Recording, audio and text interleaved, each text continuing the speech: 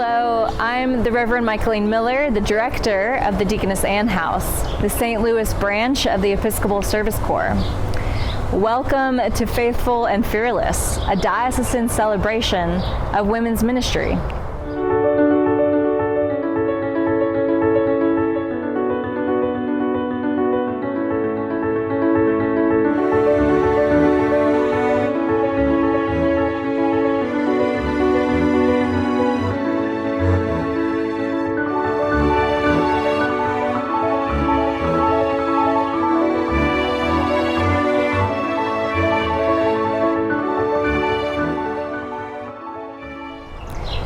Our story continues here in North City, St. Louis, in the late 1800s and early 1900s, where women in our church gave of themselves tirelessly for the good of their neighbors. Deaconess Ann Pugh, the namesake of our Deaconess Ann House ministry, ran the Holy Cross House from 1905 to 1912. The settlement house ministered to the area's poor through education programs, health initiatives, and community services. She also attended to their spiritual needs. Reporters called the Holy Cross Mission the first model tenement in St. Louis. Deaconess Ann's missionary work included opening a day nursery for neighborhood children and a thrift store. Mothers could come to the mission to get fresh milk for their babies and children. Others could come for sewing and cooking classes.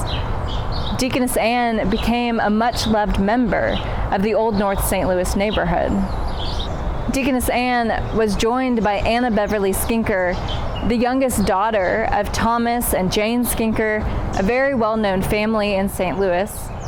She served first as an Army nurse during the Spanish-American War, and on her return to St. Louis, she began work at St. Stephen's House in South City, the first diocesan settlement house. In 1905, she began to work with Deaconess Ann at the Holy Cross Mission.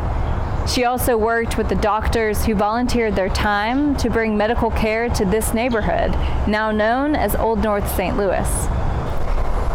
Not far away in the Baden neighborhood, Sister Miriam was making a name for herself as a missionary in 1911.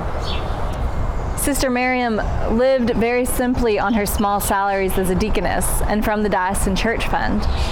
Although she had access to a family trust fund, she chose to use the entire income for the work in the church instead of for herself. Countless families appealed to her for help, and she never questioned their need or their religious affiliations. She arranged transportation for Sunday school children who came from a great distance, and she supplied the children with clothes, food, and Christmas presents. She became known as the guardian angel of Baden for the missionary work that she did in the neighborhood. Sister Miriam, Deaconess Ann, and Anna Beverly Skinker, all angels indeed.